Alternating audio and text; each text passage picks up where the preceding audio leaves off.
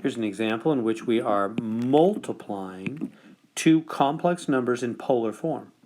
And it wants us to give your answer in polar form. Make sure the angle is between 0 and 360. So you see this is a multiply right here in the middle. That's a times. It's an asterisk, which is the same thing as a multiply. That means multiply this number, that's a polar form of a complex number, times this polar form of a complex number. How do you do it? Well, it's in the notes. So where are those notes? So if you go over here, let me go there with you real quick, to the notes that I put at the top of the module 5.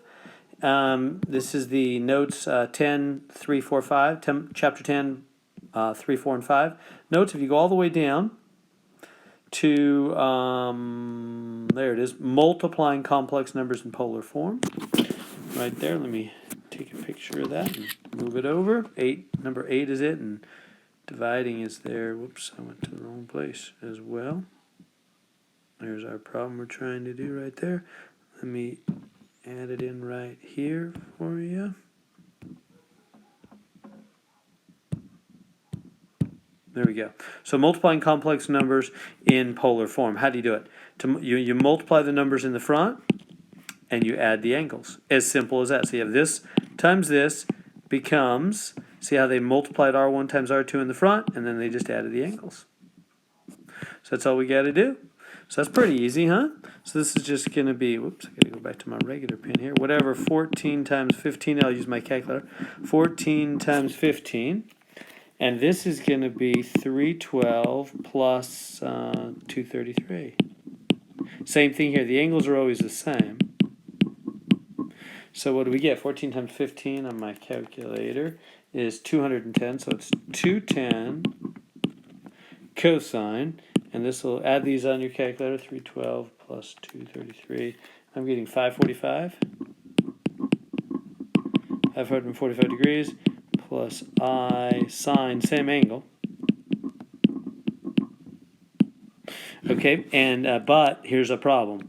It said make sure your angle is between 0 and 360. Uh-oh. So 545 is too big. You know what we do about that though, right? We just subtract 360 because it's the same angle if you just add or subtract a full rotation. What is that? I don't know. I think it's 185. They're both going to be the same. Let's see. That's 4, 5, 45. Yeah. So, okay. So when all is said and done, which it is now, it's 210 cosine 185 degrees plus I sine of 185 degrees. So what do we do? When you multiply two numbers, two complex numbers in polar form, it's super easy. This is why, one of the main reasons why we love polar form. You might think, I don't love polar form. Well, math and science people love polar form a lot because this is so convenient. They discovered how easy it would be to multiply two complex numbers in polar form. All you got to do is multiply the numbers in the front and add the two angles. It's kind of surprising. Like, why does that work? Why don't you have to do like a whole distribution? Don't you have to do that? You might think, Mr. Heron, didn't we learn that if you got this, you got to go to both? Yeah, you do. You're right. You've got to distribute all that. But if you do and then simplify, it'll actually become the same as if you just added the two angles and multiplied the numbers in the front. I'd love to show you the proof of this. Contact me. I'll show you the proof in general that if this is any angle theta 1 and theta, these are, anyway, I'll prove it that it is always true. So we don't have to do the whole FOIL double distribution thing. That's the amazing part of it, that we don't have to do all that. All we have to do is this, and it'll work. It'll work out. In fact, you know what? I'm gonna do the proof right below here. For those of you interested in watching the proof, hang on. For those who are like, I just want to get the problem done and move on, then we're done. That's all you got to do. You just multiply the numbers in the front, add the two angles. It's amazing that that's all you have to do, and you don't have to do the whole distribution thing. Why don't you? Because of the proof I'm about to show. It's an amazing, nice fact. Okay, here comes the proof for those interested. How do you prove something like this? Well, you got to take a general R1 times the cosine of theta 1 plus I sine theta 1 multiplied by, and then you got to use R2, because you got to use letters, right, to prove something, because you're trying to show it's true for any angles or R values in the front. Cosine theta 2 plus I sine theta 2. Okay, right now as we speak, I'm looking it up in my book just to make sure I don't muff it up here. I wasn't really planning on doing this, but I believe I've got it right here in the book somewhere, and I can just follow it. It's a fairly easy proof. I've looked it over before, and it made sense to me. So let me show it to you. Okay, so when we multiply these, we're gonna multiply these things. Sorry, I'm having a little trouble finding my spot in the book. Well, let me just start multiplying and see what happens here. See if something nice happens. Oh yeah, there we go. Okay. So I'm finding it in the book. Yeah, there it is, just like I thought. Okay, so let's just multiply. So you should distribute, right? That's what we should do. So let's just take the R1 and the R2. Those are just plain numbers. So those will just multiply in the front, because they're just plain numbers. That could be like a 7 and an 8 or whatever. And to just multiply 7 times 8 is just 56, right? You just multiply those in the front. So let's put that in the front. So I'll just gather them in the front. And I've got, here, let me keep the same color so I don't confuse you. So then this is cos theta 1 plus I sine theta 1 times, back up here, cos theta 2 plus I sine theta 2.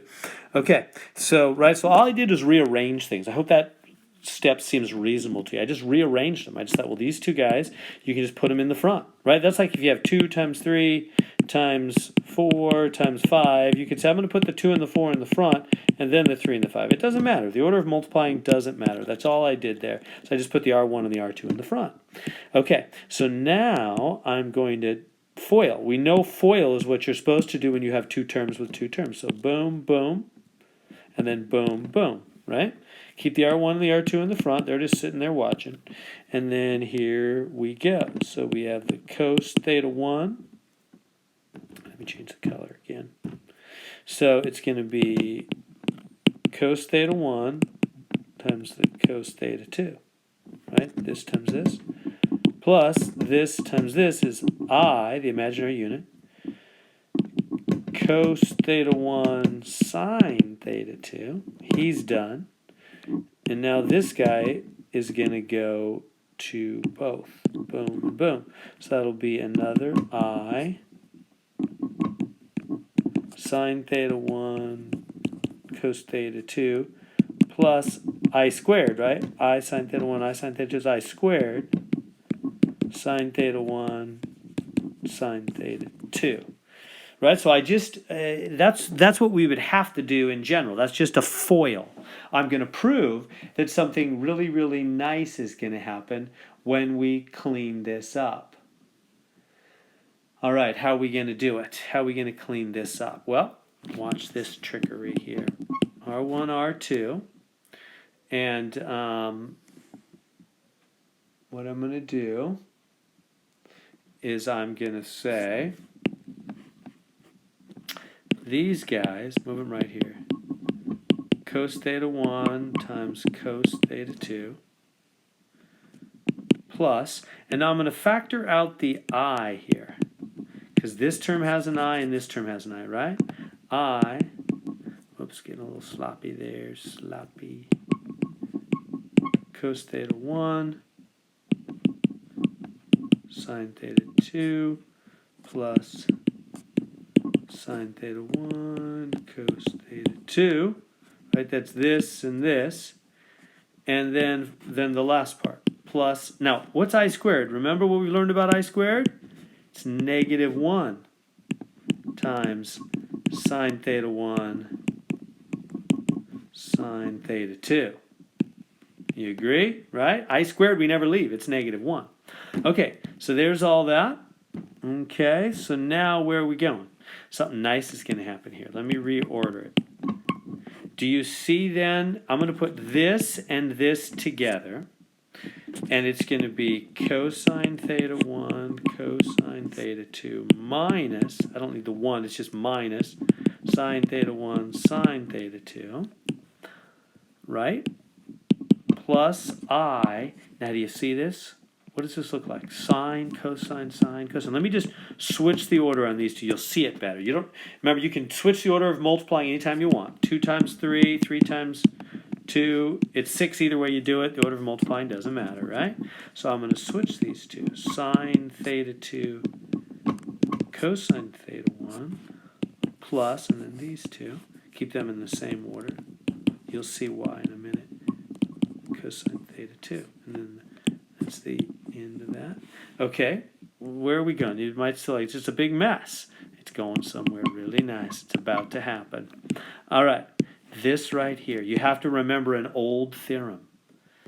Cosine of like A minus B. Remember, way back in, I think it was chapter, a long time ago, we had how you add or subtract angles. It was cosine, cosine, sine, sine. It's that trick. And it was A, B, A, B. And cosine is not your friend. So a minus here becomes a plus there. And then we had another formula for sine, remember? Sine of A minus B, or I'll just do plus, is what? Sine, cosine, cosine, sine. Remember that? A, B, whoop, kind of put that closer. A, B, A, B. And sine is your friend. He keeps the same sign. Okay, now why do I care about all that? Well, look what we have here. Cosine, cosine, sine, sine. Cosine, cosine, sine, sine. We have a minus in the middle, so I need to switch these two. Make this a minus in the middle, and then this will be a plus. So in other words, this stuff right here is just the cosine of theta 1 plus theta 2, right?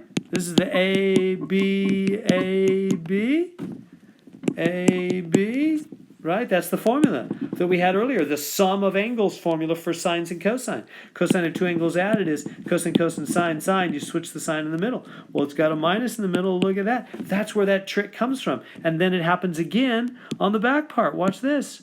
Plus I. Now, what's this? Sine, cosine, sine, cosine? Or actually, I should have switched that around, huh? It doesn't matter, but just so you can see it better. It's supposed to be sine, cosine, cosine. You can switch the order of these two anytime you want. Cosine theta over 2 sine. You can't change. Yes, that's the same two things as these two. It's just different order. So what is that now? That's sine, cosine, cosine, sine. Sine, cosine, cosine, sine. A, B. So this is like the A, the B, the A, the B. So it's sine of theta 1 plus theta 2. Or theta 2 plus theta 1. The order doesn't matter, right? And he keeps the same sign. Plus there, continues to be plus there. So there it is. Well, what do you mean there it is? Do you see it? We started up here and we said we had these two complex numbers and we multiplied them, did a bunch of messy FOIL and algebra and then the trick with the sine and cosine of two angles added thing. And now you just multiply R1 and R2 in the front. See the result? Just multiply the R's in the front, add the angles on the cosine and the sine. There's the proof of why that works. So you don't have to do the whole FOIL every time. All you have to do is just multiply these numbers in the front, boom, and then add these angles in the cosine and the sine, and it will be right. The person that discovered that his name is Demoivre, and his name is on the title of our section, and it's going to allow us to do some amazing